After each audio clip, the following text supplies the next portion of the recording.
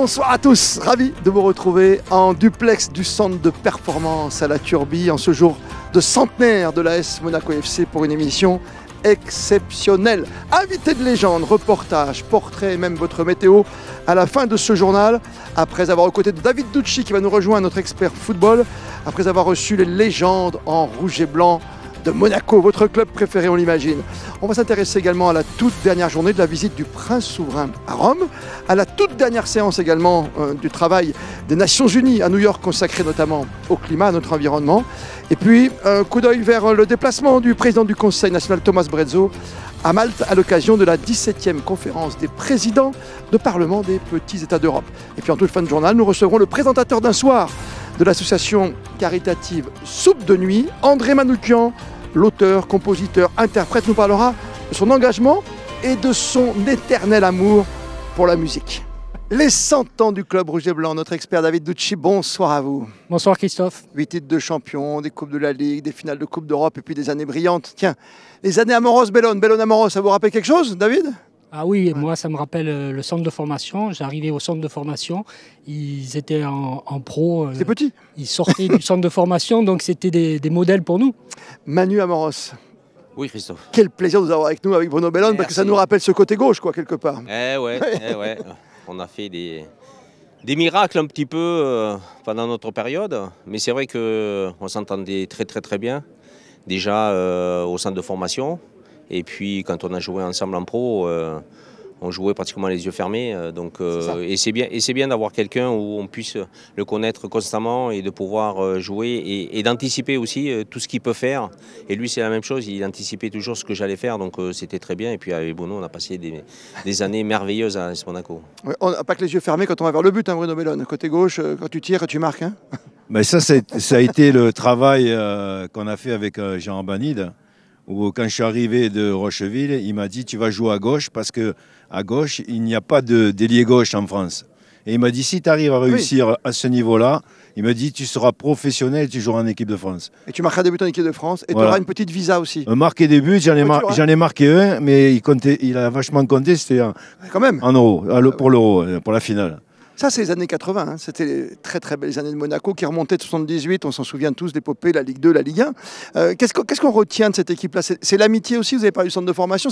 On le voit aujourd'hui. C'est tous des copains, David. Ouais, moi je crois que c'était l'époque du centre de formation qui arrivait à éclosion avec cette équipe, qui a gagné des titres et qui vraiment nous a fait rêver et qui a lancé, on va dire, la formation monégasque. Ouais. Cette formation qui était célèbre. Après, c'est vrai, dans la France entière, tout le monde recherchait cette formation monégasque, Manu. Non, mais on a eu la chance, comme disait Bruno, d'avoir Gérard Banide qui était un formateur extraordinaire. Ce qu'on peut dire aussi, c'est qu'il nous faisait jouer pratiquement à tous les postes. Donc on pouvait jouer et être polyvalent. Et ça, c'est une force parce que Bruno, bon, il était gaucher, mais ça savait servir du pied droit. Il y en a à droite aussi. Hein. Oui, moi j'ai joué beaucoup plus souvent à gauche qu'à droite, à Monaco. Ouais. Puis on voit aujourd'hui le football moderne, il y en a beaucoup qui ne savent pas se servir du mauvais pied. Donc aujourd'hui, c'est bien dommage qu'ils n'étaient pas tombés sur un Gérard Banide à l'époque où ils pouvaient. Ben oui, parce que c'est l'essentiel, c'est d'être professionnel, et être professionnel, c'est d'apprendre quand vous êtes au centre de formation. Il y en a qui ont appris mieux que d'autres, mais nous, on a eu cette chance extraordinaire d'avoir Gérard Banide avec nous. Qu'est-ce que vous retenez de ces années monégasques, les années 80 ? C'était un parcours formidable, Bruno. C'est quoi ? C'est l'esprit d'équipe ? C'est les chambrées ? C'est les soirées après-match ? Ce qui a changé aujourd'hui. Hein. C'est l'ambiance qu'on avait entre les joueurs, parce qu'on est arrivé à Emmanuel en 77-78. Donc on a commencé à se connaître là, avec tous les jeunes qui arrivaient. Et puis Gérard Banide a fait un groupe magnifique où il parlait à chacun, chaque fois. Et je me rappellerai toujours, il m'a dit si tu arrives vraiment à déborder, à centrer, à lever la tête. Et chaque fois, il me mettait un plot au premier poteau, au deuxième poteau et au point de pénalty. Voilà. Il fallait que je touche chaque fois un des plots. Et au bout de 3 heures, on y arrive. Et les défenseurs, non. Mais c'est normal, c'est la répétition des gestes. Plus tu en fais à l'entraînement, plus tu vas réussir ton centre ou ta frappe ou un geste technique. Parce que la frappe, c'est un geste technique, la passe, c'est un geste technique. Il n'y a pas que le contrôle non plus. Donc voilà, et pour dire ce que disait Bono, on a eu une génération extraordinaire. Mais on l'a voulu aussi. On a travaillé, M. Gérard Bani nous a mis dans des conditions pour être champion, pour être des joueurs professionnels. Et nous, on a essayé de lui rendre l'appareil en se battant, en travaillant. Et c'était pas facile tous les jours parce qu'aujourd'hui, on a un centre extraordinaire. Je vous jure qu'il n'était pas comme ça. Non, je me souviens au début. Et il n'était pas comme ça. Puis souvent, on allait jouer, on s'entraînait à Cap d'Aille sur un stabilisé. Et toi, David, tu étais à Aise devant les tennis. Hein ouais. On s'est entraîné à Aise, sur les petits terrains, à Cap d'Aille. On a été vice-champion de France avec Lucien Muller. Bordeaux était meilleur que nous au goal average, mais on s'est entraîné toute la saison à Aise-Village. Ouais. Sur un petit terrain, c'est incroyable. La moitié d'un terrain toute la saison. Donc c'est des moments extraordinaires qu'aujourd'hui tu ne peux pas avoir, c'est pas possible. Juste très rapidement, mais je ne veux pas faire de jaloux. Il y a un joueur que vous êtes content de revoir ici, des anciens ou de votre équipe tous hein? Tous, franchement, même ceux qu'on connaît, parce que les autres, on même les anciens, beaucoup, hein. J'en avais un Kossou. Oui, mais bien sûr, les anciens, on les connaît. Tu sais, on est arrivé, nous, à la période de Roland Courbis. Ouais. Donc, toute cette génération qui était en deuxième division et qui ont été Vitalis, champions de France en 77, 78. Donc, ça a été des gens qui nous ont guidés vers le haut niveau aussi. Il ne faut pas croire. Il y avait une osmose entre eux et nous qui n'était pas facile parce que quand on essayait d'arriver en professionnel, dans les vestiaires, on restait devant la porte, on attendait que tout le monde rentre, même ceux qui étaient en retard, tu attendais avant qu'il arrive et tu choisissais pas une place, c'est eux qui te la donnaient. Donc aujourd'hui, malheureusement, la vie a changé. Non, mais c'est changé, oui. Le monde est différent, mais il y a quand même des respects qu'il faut avoir. C'est lequel le plus beau titre avec Monaco? 82. Ouais, 82. 82. D'accord, dans les 8. Okay. 82. Et la Coupe de France aussi. Vous savez quoi, on va aller. La Coupe de France quand même. Il n'a pas eu 36 en Coupe de France pour Monaco. Contre Paris, on s'en souvient. Les buts de Gengini. Il est là, Gengini, t'as aperçu les Bijota, les Gengini, sont tous là. Manu vient de parler, David, de la différence entre les Algeco que j'ai connus ici à mes débuts, et vous aussi, et ce centre de performance. Je propose une petite visite guidée, parce qu'on va emmener tous les joueurs, toutes les légendes à l'intérieur, et on a la chance pour Monaco Info de pouvoir les accompagner aujourd'hui, ces joueurs, avec Frédéric et Lyon. Merci à Manu. Merci. Merci Bono Bellon. Merci beaucoup. Merci à vous deux. Merci David. Par exemple, c'est une sieste de 16 minutes, dans une certaine intensité, ils ferment la porte, ils n'entendent plus rien. C'est un outil digne des plus grands clubs de Ligue des Champions. Avec son nouveau centre de performance inauguré il y a 2 ans, l'AS Monaco ne laisse rien au hasard. Nutrition, récupération, data, préparation physique, tout est à disposition pour que les joueurs soient au top. Par vague de 7 minutes, les légendes de l'AS Monaco présentes à La Turbie pour célébrer le centenaire du club ont pu découvrir les installations dernier cri et tous étaient unanimes. On rigolait parce qu'on a connu vraiment des Algeco, donc forcément, vu le bâtiment qu'il y a aujourd'hui, voilà, c'est un peu aussi la grandeur du club et les objectifs qu'ils ont, donc c'est bien, il y en avait besoin et ils l'ont très bien réalisé. J'ai trouvé ça extraordinaire. Je ne sais pas, ils doivent réaliser qu'ils sont gâtés au maximum avec des installations pareilles. C'est terrible. Ça vous fait rêver, vous, quand vous voyez ça? Ah, oui, d'autant plus qu'avec tous les titres, avec tous les premiers titres que nous avons apportés à la Principauté, si on avait eu ça, ça serait été merveilleux. Tout est réuni donc pour aller décrocher un nouveau titre. Le dernier, vous vous en souvenez forcément, c'était il y a 7 ans avec le 8e sacre de champion de France de l'histoire du club. Ah, le centre de performance David Ducci. Comme à votre époque ou presque.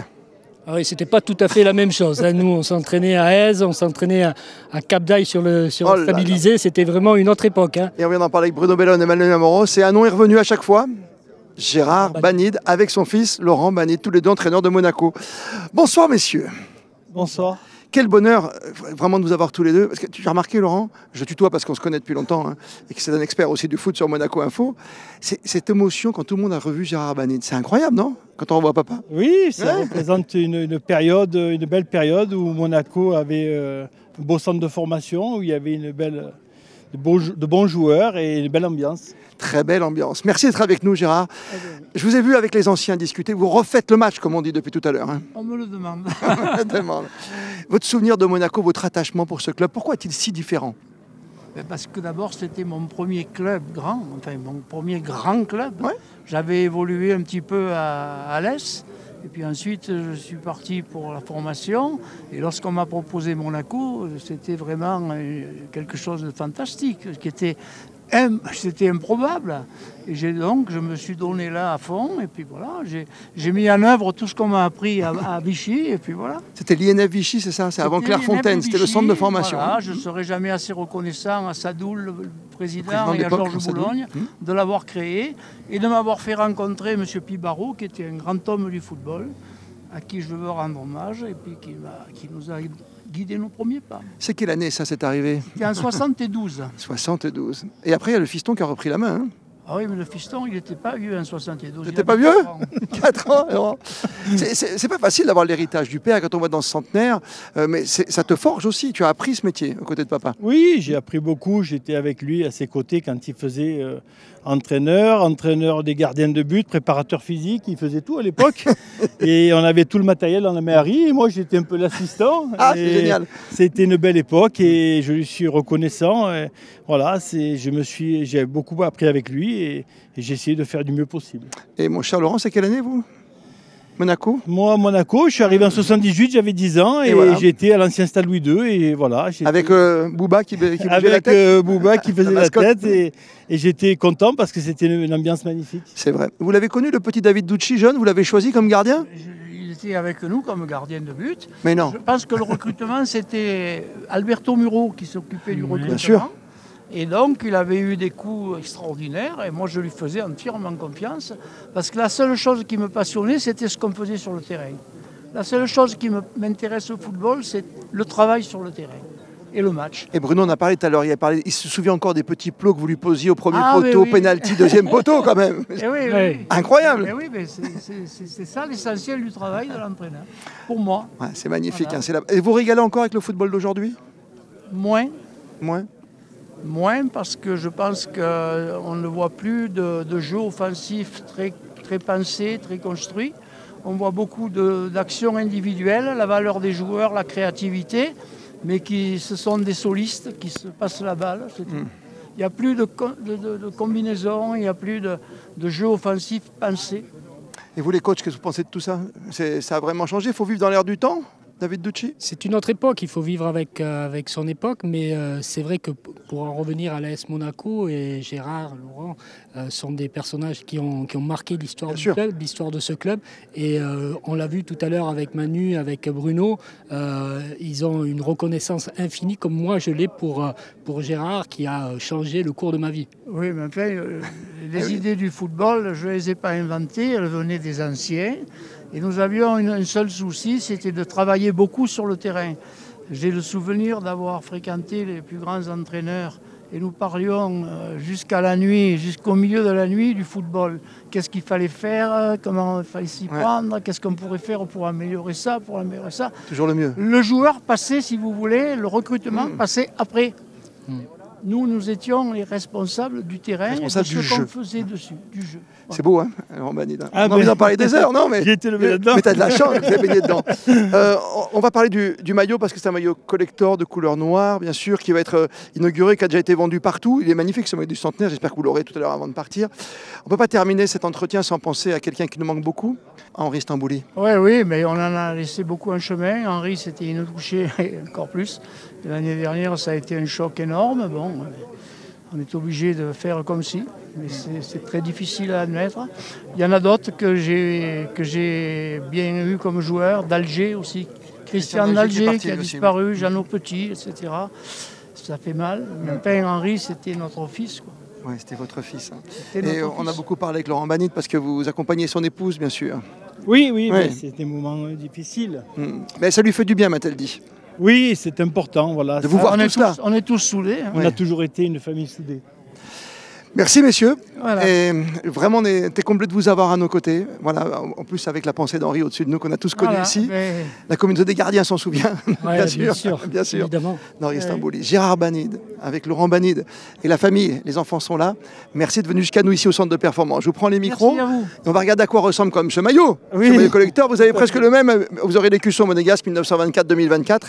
On est allé voir comment ça a fonctionné. Est-ce que ça a bien marché la vente? Oui, c'est vrai. C'est parti comme des petits pains. Sarah Cardiff, vous vous trouvez juste en bas, devant le stade Louis II, devant la boutique. Tout à fait Christophe, en seulement 24 heures après la sortie du maillot, c'est la rupture de stock pour les 1700 pièces. Il faut dire qu'il sort du lot. Plutôt habitués au rouge et blanc, les fans de l'AS Monaco ont découvert une tunique noire au col blanc qui, pour la petite histoire, est inspirée de la toute première tenue portée par les joueurs du Rocher. C'était en septembre 1924. Ce maillot se distingue également par ce blason brodé ici sur la poitrine. On y voit les lettres ASM et puis les losanges rouge et blanc rappelant les armoiries de la maison Grimaldi et enfin les dates du centenaire. Lorsque vous le retournez au dos, le logo officiel des célébrations des 100 ans. Donc vous le voyez, hein, ce maillot est spécial et les fans sont particulièrement déçus ce matin face au rayon vide. Je l'ai pas vu. Ils n'en ont pas fait assez alors. C'est pas grave, on va voir ce qu'il y a d'autre dans la boutique et puis on va faire nos petits achats en famille. Bon, on va faire avec. Hein. En plus, il y en a, ils l'ont acheté en plusieurs exemplaires, je pense, parce qu'il est déjà sur le bon coin à 170 €. Bah tant pis, je vais prendre celui pour la LDC. Je l'ai pas vu, mais je l'ai acheté sur internet. Je lui ai mis la journée pour me décider et à 19h, il n'y en avait plus. Donc ça va, je l'ai eu sur le site Kappa en fait.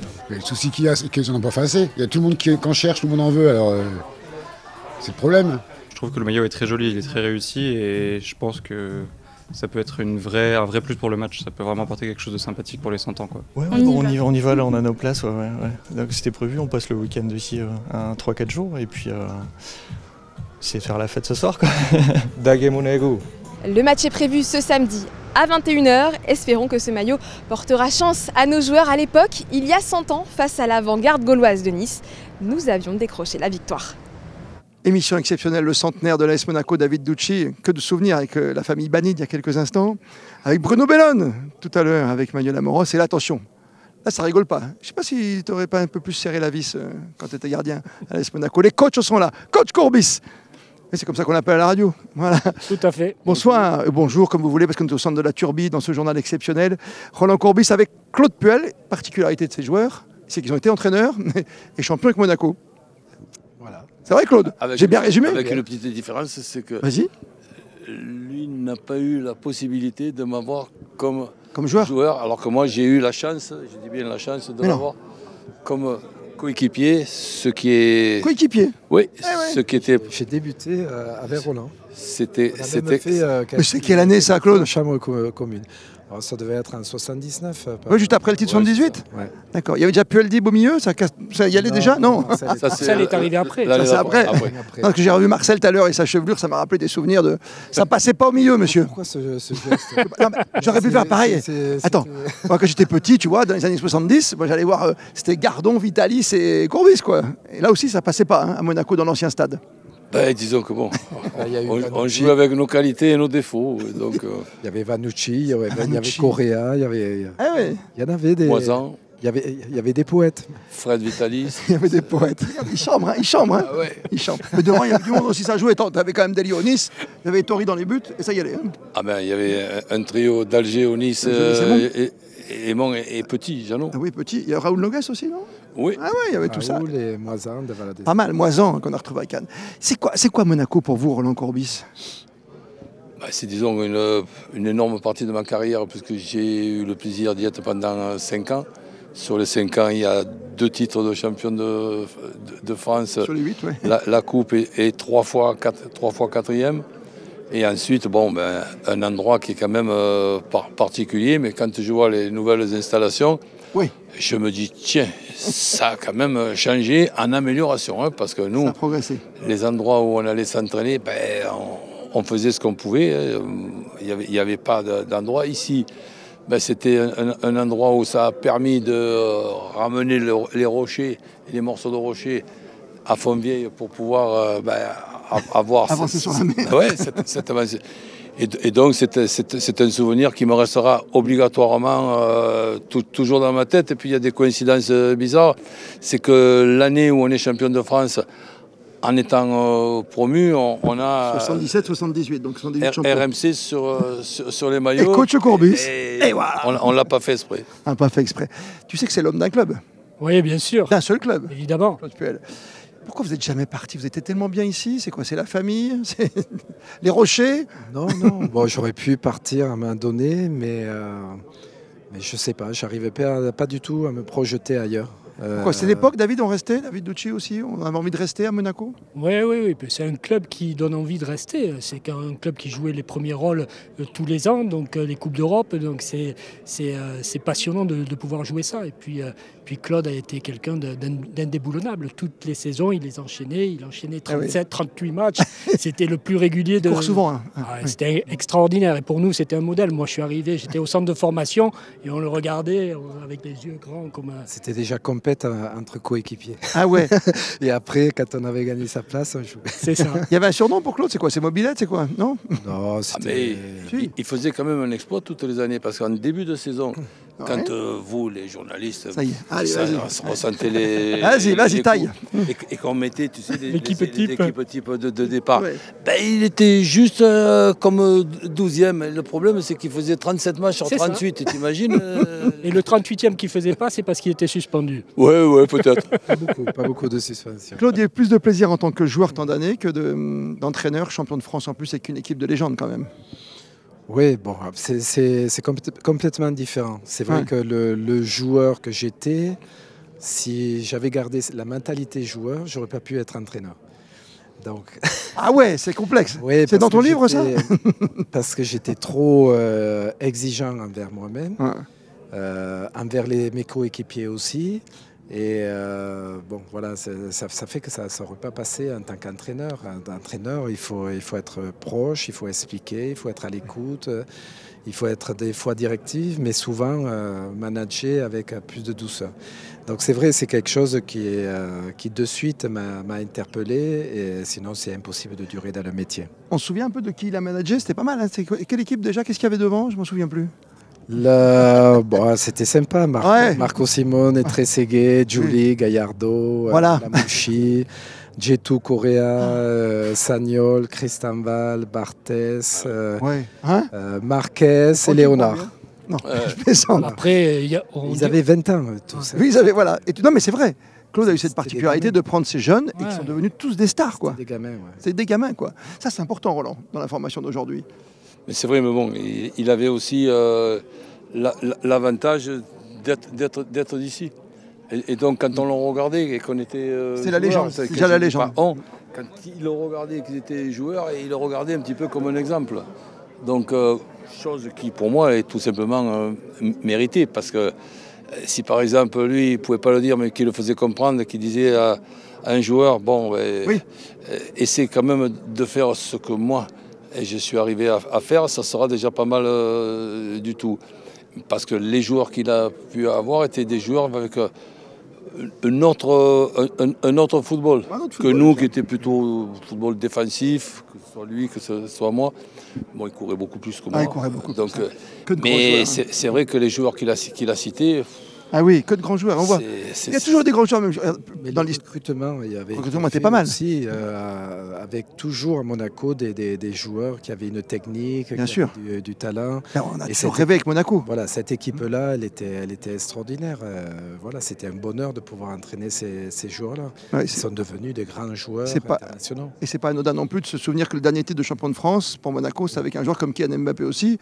On a eu du nez de le trouver et de le conserver. Lui qui arrivait de Bondy quand même. Hein. Pas longtemps quand même. Hein. Oui, mais il a pris beaucoup de valeur rapidement. Hein. On a eu la bonne idée de le donner à Paris Saint-Germain, qui n'était pas le rival de Monaco à l'époque. Bon, je dis plus rien. Alors, l'émission va s'arrêter tout de suite. On va remercier. Coach Courbis, Roland Courbis et Claude Puel. C'est un bonheur, hein, David, de les avoir avec nous. C'est un bonheur. Toujours affûtés comme nous. Excellent. Oui, comme nous. Vous courez toujours tous les deux? Vous courez jamais ensemble?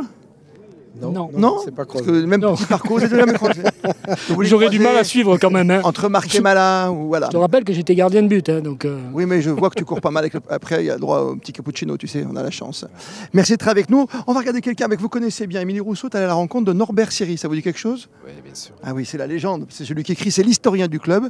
Tout savoir sur cette légende en rouge et blanc, c'est un livre magnifique. Présentation avec Émilie Rousseau.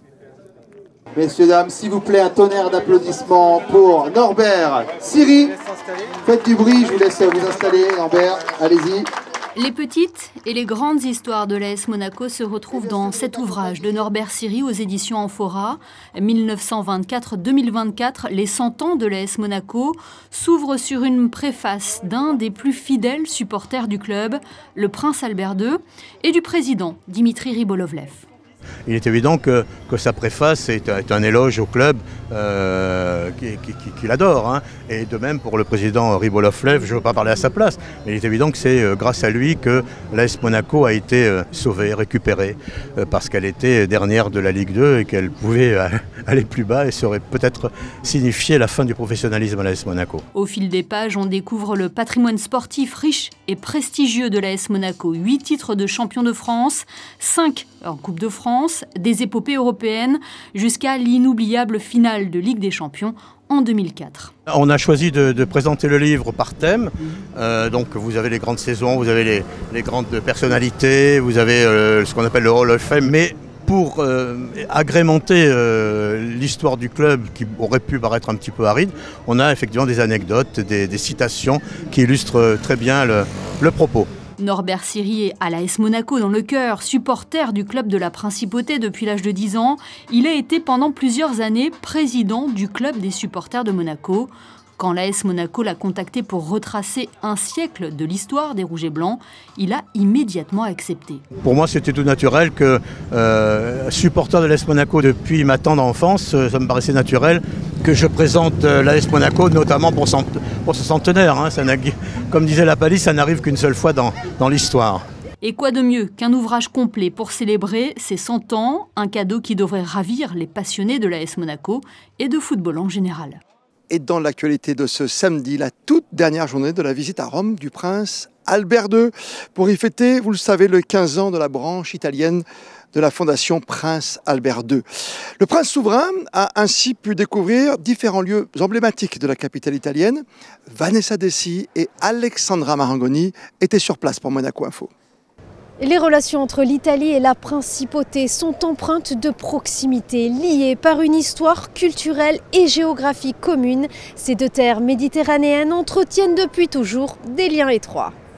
À l'initiative de ce déplacement princier à Rome, l'ambassade de Monaco en Italie en a profité pour inaugurer de nouveaux locaux, récemment acquis par l'État monégasque.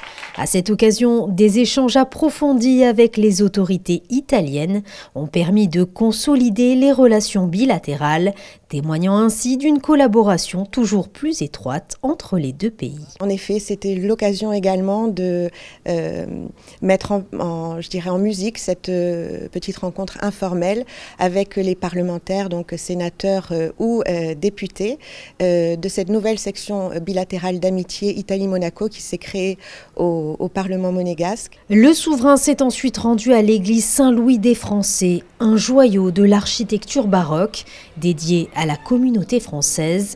Nichée entre le Panthéon et la Piazza Navona, elle abrite de somptueuses œuvres d'art, dont 3 célèbres tableaux de Caravage consacrés à Saint Matthieu.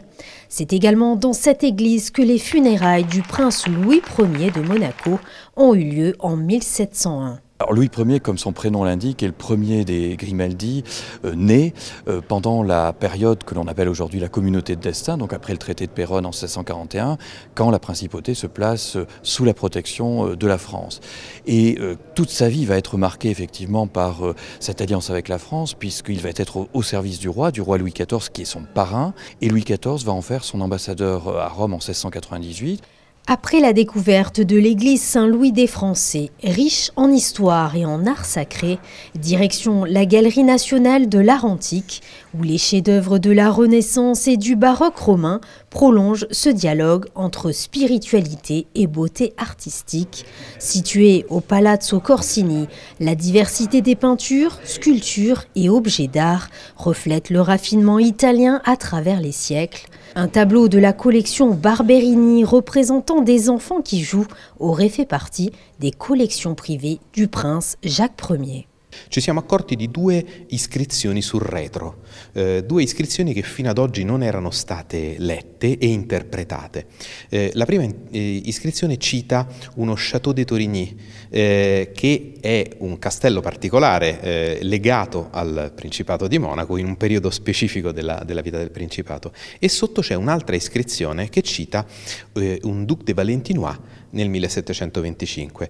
Unendo le due iscrizioni è stato facile ricostruire che questo dipinto doveva appartenere a Giacomo I, quindi colui che è stato principe di Monaco tra il 1731 e il 1733, probabilmente faceva parte delle sue collezioni personali che venivano dal castello di Torigny, trasferite poi a Monaco e successivamente a Parigi quando lui abdicò nel 1733. La branche italienne de la Fondation Prince Albert II de Monaco a été créée afin d'étendre l'action environnementale de la FPA2 dans toute l'Italie et la Méditerranée. Engagée dans des projets spécifiques à cette région, elle travaille activement à la préservation de la biodiversité, à la lutte contre le changement climatique et à la gestion durable des ressources marines et terrestres. Cette année, elle célèbre son 15e anniversaire, marquant ainsi un bilan très positif. Il bilancio posso dire è positivo, naturalmente. Abbiamo sostenuto diversi progetti, abbiamo aiutato quindi per quanto ci riguarda a portare avanti i principi della Fondazione e oltretutto, anche come si è visto poco fa, stiamo cercando di sensibilizzare sempre di più verso le tematiche che sono fondamentali per noi.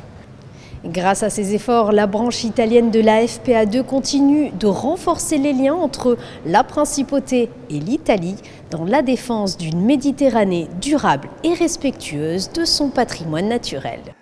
Et à l'occasion des 15 ans de la branche italienne de la Fondation Prince Albert II à Monaco, le traditionnel dîner de gala était organisé à Rome, en plein cœur du somptueux Palazzo Colonna.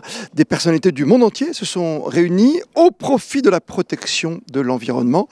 Cet événement, qui a rassemblé des acteurs clés, vise à sensibiliser le public sur les enjeux écologiques. Tous les fonds récoltés serviront à financer des projets innovants en faveur de la protection de la planète. Comme tous les samedis, la chronique US nous amène à New York avec Alexandra Pagny. Alexandra, on vous a suivi toute la semaine pour l'ouverture du débat général des Nations Unies. Un déplacement de 2 jours du prince souverain, accompagné par le conseiller pour les relations extérieures et la coopération, Isabelle Béraud, pour rappeler les engagements de la principauté en faveur notamment de la protection de l'environnement. C'est donc l'heure de votre chronique US. Bonsoir à vous, Alexandra Pagny. Bonsoir à vous. Cette semaine de haut niveau des Nations Unies coïncide justement chaque année avec la Climate Week à New York. Une délégation de la Fondation Prince Albert II de Monaco a fait le déplacement. Je vous propose de revenir sur les différents événements qu'ils ont organisés lors de ces 3 jours new-yorkais. Profitez de la présence des dirigeants mondiaux pour leur rappeler l'urgence d'agir face à la crise climatique. La Climate Week est organisée en partenariat avec les Nations Unies et propose près de 600 événements à travers la ville de New York. Le thème de cette année, il est temps d'agir, autour de 10 axes majeurs comme les énergies, la santé, les modes de vie durables ou encore les transports. La Fondation Prince Albert II s'est joint à ce rendez-vous international pour participer à cette voie commune pour la sauvegarde du futur de notre planète. Dès lundi, le Prince Albert II officialisait au nom de sa fondation un partenariat établi avec le Comité international olympique, représenté par son président Thomas Bach. Autre thématique mise en avant durant cette semaine, la fragilité des pôles, à l'occasion de la conférence Au-delà des glaces au sein du prestigieux Explorers Club.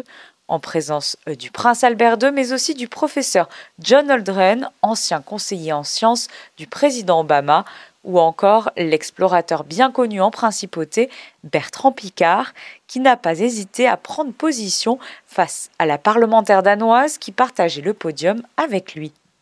I think my first role tonight is to address a situation that is absolutely unacceptable. I'm sitting next to a Danish parliamentarian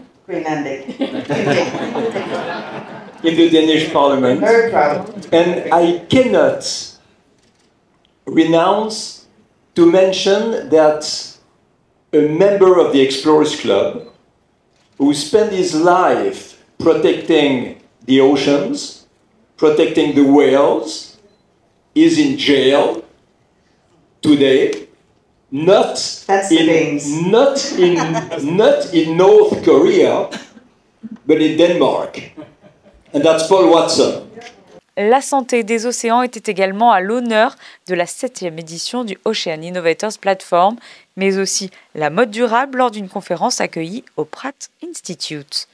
Dernier événement organisé par la FPA2 lors de cette Climate Week, une conférence sur les forêts et l'implication des peuples autochtones dans leur préservation. If we continue degrading tropical forests, we are going to have up to 2 pandemics per decade. So indigenous people protect, they've been living for thousands of years in the Amazon with this stability, ecological stability, climate stability. And of course, they always respected the biodiversity, the forest. And unfortunately, when colonizers came to the Americas, to the Amazon, they would see the way they were doing in Europe without forests. And let's say livestock farming, cattle, is responsible for 65% of all deforestation, all tropical forests. That's why, finally, fortunately, congratulations for this initiative, which is to give a lot of value to indigenous people, protect them, learn with their knowledge. Un événement en présence de la ministre des Peuples indigènes du Brésil. Les forêts, comme les océans, sont les poumons de notre planète qu'il faut préserver à tout prix. Ces événements ont rappelé l'importance d'agir dès à présent pour notre futur. Et c'est à Malte que s'est tenue en cette fin de mois la 17e conférence des présidents de parlement des petits États d'Europe. Thomas Brezzo, le président du Conseil national qui était notre invité hier, y a donc assisté accompagné d'une délégation monégasque.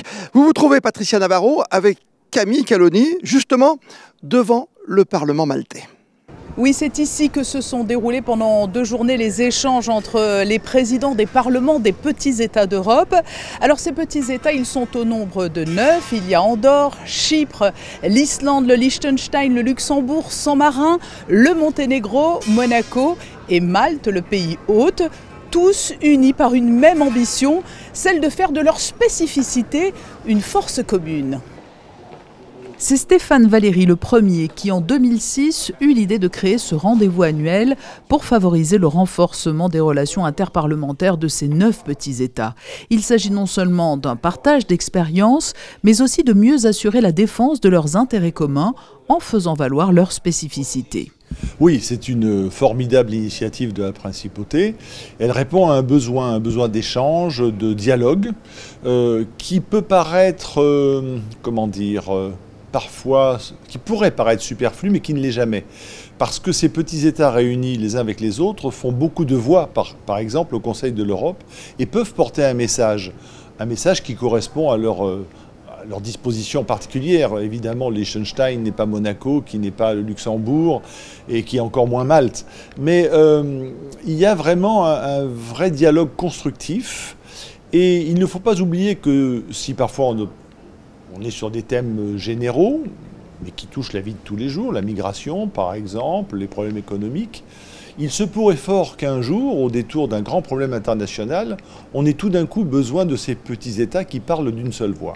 Chaque année, plusieurs thématiques sont débattues autour des témoignages de spécialistes. Cette année, il a été question du changement climatique, du rôle des petits États dans le multilatéralisme ou bien encore de la migration. A small state, in order to have a voice, he has to unite with other small states, especially in Europe. Now imagine if they don't unite in various important issues, as we have in this conference. We have 3 important issues: climate change, which is now becoming much more important than ever; multilateralism, that is, we have to cooperate together in parliamentary diplomacy and make our own efforts in order to secure peace, and we have a lot to do about that. Imagine we don't have multilateralism among us. And the question of immigration. I mean, the question of immigration, we have to address it, because we cannot address on our own the question of immigration. The fact is that we have to join forces in order to be heard properly, in order to make sure that the international community listen and also act upon these important problems. Une déclaration finale a été adoptée autour des 3 thématiques d'actualité retenues cette année. Elle souligne la capacité d'adaptation des petits États et leur engagement face au changement climatique. Elle reconnaît que la taille de ces États ne détermine pas la valeur de leur contribution dans le multilatéralisme, ou bien encore, elle convient du fait que l'inclusion et l'intégration font partie intégrante des politiques migratoires. Et si ce rendez-vous annuel est d'autant plus important pour ces 9 petits États d'Europe, c'est qu'il permet aussi des échanges plus privilégiés entre délégations. En marge des débats et discussions, Thomas Brezzo a ainsi pu prendre part à des réunions bilatérales avec le Monténégro, le Luxembourg ou la Principauté d'Andorre. Alors c'est presque le plus important, parce que bon, il y a toujours des déclarations, des prises de position pendant les sessions, mais il est évident que ça nous permet de nous rencontrer et dans ces réunions bilatérales d'exposer les sujets qui nous concernent plus directement entre chacun des petits pays. Et effectivement, nous avons des discussions vraiment plus importantes en bilatéral que même dans les sessions normales. Des échanges précieux donc à l'heure où la collaboration interparlementaire, la coopération et le dialogue sont indispensables. Et l'an prochain, c'est à Chypre que se retrouveront les présidents de parlement des petits États d'Europe pour leur conférence annuelle. On revient au sport et premier match de championnat à domicile à Gaston-Médecin pour la Roca Team. Demain après-midi, 16h30 le coup d'envoi. Après la défaite à Saint-Quentin de 2 points, Monaco veut absolument relever la tête devant son public face à Strasbourg. Je vous propose d'écouter l'entraîneur Sacha Obradovic et l'intérieur Petr Connolly. For me, more important now how team improve. So each practice, has to be, on the maximum to see the real picture. On a travaillé sur les choses qui n'ont pas été sur le dernier match contre Saint-Quentin. Et on a travaillé du coup sur ce que Strasbourg fait. Et maintenant, comme je disais, il va falloir montrer ça sur le terrain. On a aussi pu intégrer encore un peu plus les nouveaux joueurs. Et ça, je pense que ça va aussi être d'une grande aide. Hier soir, à l'occasion du traditionnel concert pour l'association Soupe de Nuit, association caritative bien sûr qui fait toujours appel à vos dons, c'est le compositeur, interprète, animateur André Manoukian qui s'est chargé de la présentation. Et juste avant le concert, dirigé par Philippe Binder, il a bien voulu nous accorder quelques minutes. Bonsoir Christophe. Quel plaisir de vous recevoir à Monaco, en plus pour une très bonne cause, pour l'association Soupe de Nuit. C'est important de défendre toutes ces causes dans le monde.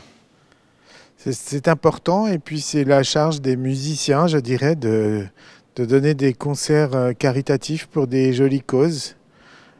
Et en plus, moi, quand on m'a dit, voilà, ça se passe avec un symphonique avec François-René Duchappe, j'ai dit, bon, allez, je viens.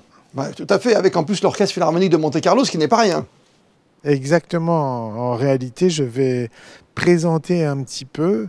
Et puis, Philippe Binder, le chef d'orchestre, m'a demandé de venir, je dirais, plutôt dire quelques mots avant chaque morceau, parce qu'il aime bien la manière dont je parle du classique. Et c'est vrai que je parle du classique d'une manière pas classique. Donc, pas classique. Non, parce que pour moi... Encore une fois, la musique dite classique, qu'est-ce que j'aime pas ce mot, décidément. Voilà, moi, je pense comme Duke Ellington, il y a 2 styles de musique, la bonne et la mauvaise. Voilà. Donc, c'est aussi simple que ça chez vous. D'accord, c'est binaire comme choix. Non, bah non, c'est juste le bon goût et au contraire, c'est pas binaire. Je n'oppose pas le classique avec la musique improvisée ni le jazz. Le jazz, d'une certaine manière, c'est les harmonies de Debussy et Ravel qui rencontrent l'Afrique. Donc voilà, moi je suis pour toutes les musiques pourvu qu'elles soient de qualité. Et je trouve que la musique classique parfois souffre un peu d'être dans une image un peu académique comme ça. Donc moi j'adore la dépoussiérer. Même si pour Soupe de nuit, il y a du Schumann, il y a du Verdi. Hein. Exactement, il y a des auteurs magnifiques, il y a des histoires qui sont sublimes. Il y a un concerto notamment de Schumann que va jouer François René avec un orchestre, avec toute sa fougue. Il y a le destin qui va frapper 3 coups aussi. Si on raconte ces histoires, vous savez, une de mes scènes préférées dans le cinéma, c'est un vieux film maintenant qui s'appelait Amadeus sur la vie de Mozart. Oui. Et à la fin de sa vie, on le voit épuisé en train d'écrire le Requiem, et il explique qu'il ne peut plus écrire, donc c'est Salieri qui lui propose d'écrire à sa place. Bon, c'est pas vrai, ils ne se sont jamais vraiment rencontrés, mais c'est pas grave. Cette scène est magnifique parce que Mozart dit, voilà, maintenant je vais vous faire les flammes de l'enfer, et on entend les violoncelles qui font les flammes de l'enfer, et puis ensuite on va faire, donc strate par strate, on entend je dirais toute la musique du Requiem, et ensuite dans notre tête on met tout ensemble. Il faut expliquer je dirais le classique avec des images, et c'est merveilleux. Ah, c'est le cheminement, ce sont un peu vos routes de la musique à vous. Exactement, exactement. Et les routes de la musique, encore une fois, elles n'ont pas de frontières. Elles n'ont pas de frontières et beaucoup d'amour quand même à chaque fois. J'ai retenu par exemple dans une préface des chansons d'amour qui guérissent le cœur du monde. C'est important aujourd'hui, André Manoukian. Oui, la musique, le rôle du musicien, depuis que la musique, j'allais dire dans la mythologie grecque, c'était Orphée, il avait pour but de transformer le chaos, désordre, en cosmos, ordre. Le musicien joue avec les sons et tout d'un coup il crée de l'harmonie. C'est ça notre boulot. On doit créer de l'harmonie, même quand on crée des accords un petit peu dissonants. Et donc on transforme le bruit du monde en quelque chose qui devient du sens et qui nous crée des émotions. Donc on pourra jamais s'empêcher de faire ça. C'est la mission, je dirais, des musiciens, quelles que soient leurs idées politiques, quoi qu'ils pensent. Donc pour le coup, on essaye de faire de l'harmonie avec ce qu'on nous donne. Et en général, on y arrive. Il y a de tout chez Manoukian, vous l'avez dit, il y a cette passion pour le piano, pour les anciens, pour les grands. Est-ce que vous avez déjà trouvé un nouveau Mozart? Est-ce qu'il y a un pianiste qui en ce moment vous plaît plus que d'autres? J'avais trouvé un gamin de Marseille qui s'appelait Mourad, qui avait appris avec les oreilles. Il a été repéré à la Timone, à l'hôpital, parce qu'il suivait un traitement. Et hélas, il n'a pas succombé à cette maladie rare qu'il avait, son foie ne métabolisait pas le fer. Et lui, il jouait Chopin en l'écoutant, juste avec les oreilles. C'était génialissime de voir toute la fougue d'un petit gosse de banlieue qui était capable de jouer. Non seulement il jouait Chopin, mais il improvisait dessus, il se l'appropriait. Et c'est ce geste-là qu'aimaient les musiciens dits classiques. On a trop tout figé dans l'écrit. Quand moi je dis aux gosses, tu prends une partition, ok. La partition c'est quoi? C'est heureusement qu'elle est là parce que sinon l'heure on l'aurait oublié. Mais brode autour, tu te le rends à toi. Voilà, c'est un peu ma cause et mon combat en ce moment. C'est un bonheur de vous avoir, de parler de musique, d'improvisation, de trouver des petits génies, de sortir du tunnel et de se retrouver dans la lumière. Avec vous ici à Monte-Carlo, tunnel très cher bien sûr à notre Charles Leclerc national qui a remporté le Grand Prix cette année. Merci André Manoukian pour cette belle soirée ici à Monaco et à très vite sur Monaco Info. Salut les amis, au revoir. La météo de ces prochaines heures, c'est avec vous, Sarah Nkari, avec, on l'espère tous, un dimanche sous le soleil. Bonsoir Christophe, bonsoir à tous. Vous pouvez garder le sourire Christophe, le soleil sera toujours au rendez-vous demain, de quoi profiter d'une dernière plage. Le thermomètre affichera, comme c'était le cas aujourd'hui, 12 degrés le matin et une vingtaine de degrés l'après-midi. Et puis une pensée pour les Michel qui seront à l'honneur ce dimanche.